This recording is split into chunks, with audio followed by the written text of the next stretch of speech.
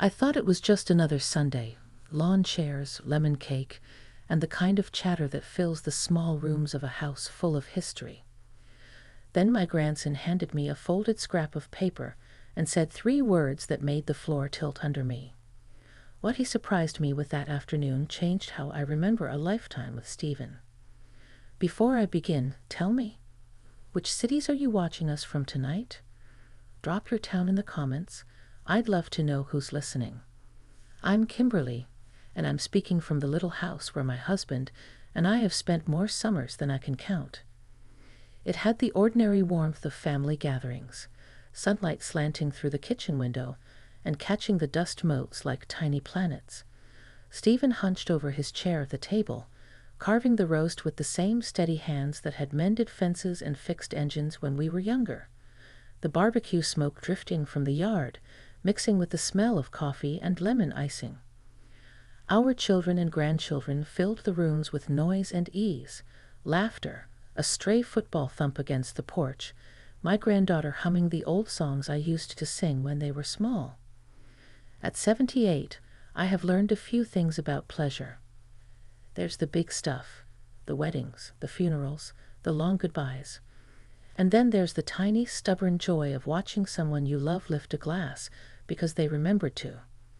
That day I felt both kinds, gratitude for the people around me and a small, prickly awareness of the years stacking up. When I caught my reflection in the window, silver hair pinned back, my reading glasses dangling on a chain, I smiled at the woman I see in family photos and then wondered, briefly, if I would always remember how to get from the kitchen to the bedroom without thinking twice. Stephen caught my eye across the table. He always did that little thing with his fingers when he wanted me to notice, a flick of the wrist, a raised brow. And we shared an instant of private amusement, like we'd been sharing the same joke for half a century. He's been my compass, patient, steady, and stubborn in all the ways that matter. He made coffee with a ritual that could rival any sermon. He kept his tools in order and his heart open. When folks say marriage is an old song, for us it's been a whole album, the good tracks, the skips, and the ones you play until the grooves wear thin. The grandchildren were running in and out like they owned the place, which of course they do. Plates clattered, voices overlapped. I was telling a story about a dance I'd taken with Stephen at 19 when a young hand slipped into mine while I was still gesturing. It was Marcus, my eldest grandson, all knees and earnestness, the kind of man who looks older when he's thinking. Marcus is 30. He's the one who calls me on rainy Thursdays to ask if I need anything from the store. He's also the one who can be quiet in a room full of noise, watching like a photographer waiting for the right light. He pulled me aside as if we were conspiring. "Grandma," he whispered, "can I talk to you for a minute?" His voice was low, the sort of hush that felt like something important was about to cross the room. We stepped onto the back porch, where the late sun made the paint on the railing glow. The kids kept playing. On the other side of the glass, Stephen told a joke and everyone laughed. Marcus leaned on the railing and looked at me like he owned my face for a moment, like he knew where the lines were and wanted to read them. "I found something," he said, and for a second I thought it would be one of his usual discoveries, an old baseball card, an unfinished model airplane. Instead, he reached into his jacket and brought out a small, battered shoebox tied with twine. The paper was worn, corners softened by time and handling. My heart did that odd stutter that it has done since I was a young girl, and someone offered me a secret. "I was cleaning out the attic," he said. "I know we all told the kids to leave the old boxes alone, but I couldn't help it." He set the box on the porch table between us. There were letters inside. I thought you should see them. I blinked. Letters. My stomach tightened with a mixture of curiosity and a little fear. There are things in an attic that fix you to the floor, forgotten photos, medals, or pieces of paper that dredge up whole eras. I thought of the last time I had been through the attic. It had been years, and I'd only climbed up there to find a quilt or to fetch a tin of ornaments. We had assumed most of Stephen's things were accounted for. We had assumed we knew the stories. Marcus untied the twine with careful fingers and lifted the lid.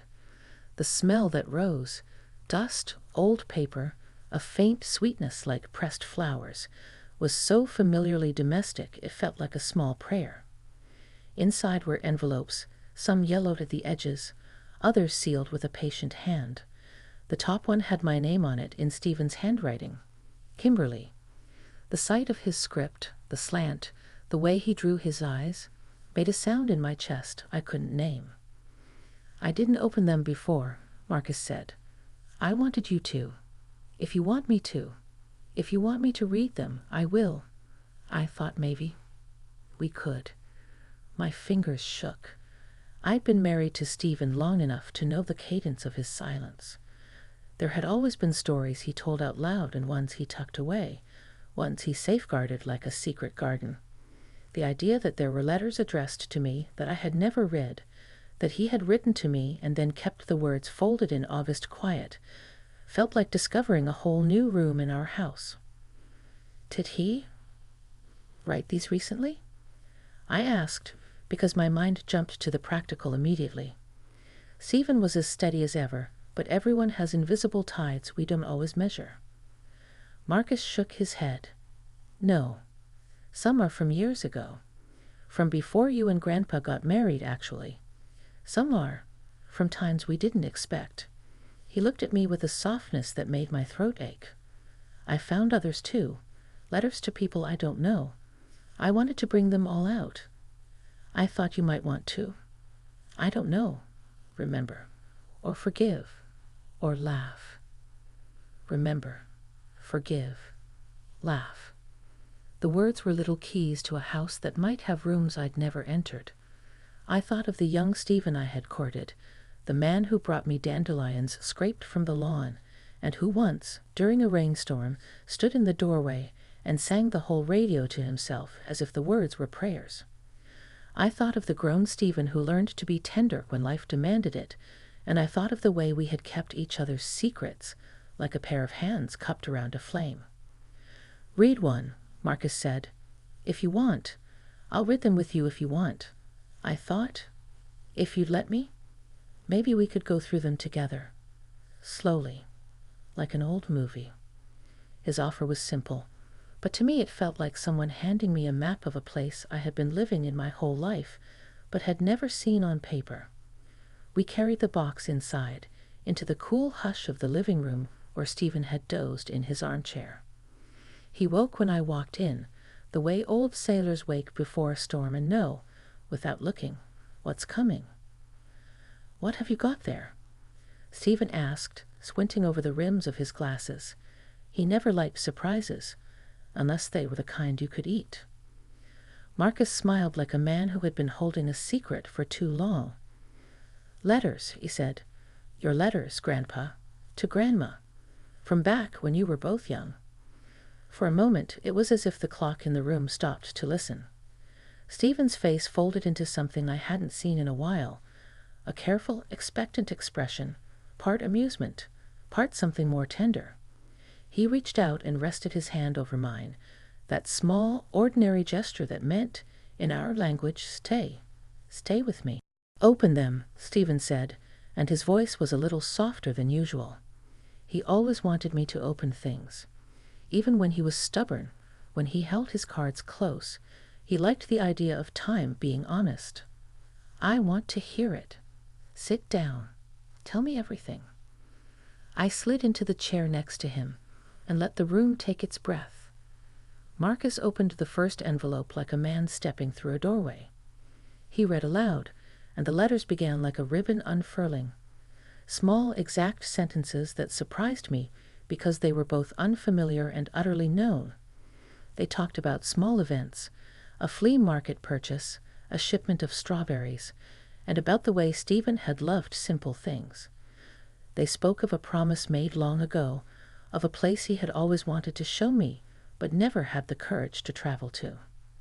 As Marcus read, the afternoon light leaned in closer. I could feel it on the fine hairs of my arm, warm and attentive. The grandchildren's laughter filtered through the glass, and for each sentence Marcus read, another layer of the past peeled back. I found myself laughing at lines I'd never heard him say out loud, and crying in a way that surprised me, not sharp and startling, but slow and honest, like rain soaking into thirsty soil. When Marcus reached for the last envelope, he paused. He looked at Stephen, then at me. There was a steadiness in his gaze I hadn't seen before, a decision made on behalf of the family, a bridge he wanted to lay. "Grandma," he said, "I did something." He took a breath that carried years and plans and the kind of hope young people like to keep private until the moment they have to be brave. "I booked 2 plane tickets. I can't tell you everything right now, but I need you to promise me one thing. When I tell you why, you'll hear me out, no matter how it sounds." For a second, the porch, the kitchen, the radio, even the tick of the old clock on the mantel, all seemed to bend toward the little word promise. I looked at Stephen. He squeezed my hand the way he always did before making a decision that included me. His eyes were bright, and in them was that old hunger for something new and untried. "Promise," I said, and meant it. Marcus smiled, relieved and somehow filled. He slid the final note across my lap and folded his hands. "When you're ready," he said, "I'll read it." I smoothed the paper with hands that know the feel of many things: flour, paint, and the comforting weight of bills paid on time. Then I turned the envelope over, feeling the hum of the family around us, and the house seemed to settle like a held breath. There are places in our lives where you can feel a change in the air before you see it. The note in my hand smelled faintly of lemon and dust and the same sunlight that lay across the porch. Inside, the words waited like someone who had been standing politely at the door, waiting for me to notice. I lifted the flap. The sentence I read first was small, honest, and it felt like the first strike of a match. Marcus looked at me, joined by Stephen, and the rest of the family, even now, through the glass, were playing as if nothing had happened. But inside that small moment, something had. I won't tell you what it said yet. There's too much to say, and I want to do it right. For now, I'll end here, with the porch light coming on, the sky going gentler, and my heart beating a little faster than usual. When you come back for the rest of the story, I'll tell you what Marcus did next, and what those words asked of us. The porch light flickered softly as the sky deepened into the kind of blue that feels almost velvety at night. I held the letter in my hands like it was a fragile bird, unsure whether to open it slowly or all at once. Marcus and Stephen waited quietly, their eyes on me, steady and expectant. The grandchildren had wandered back inside, their laughter now muffled by the walls, leaving a hush that seemed to stretch across the yard. It felt like the world had paused just for us.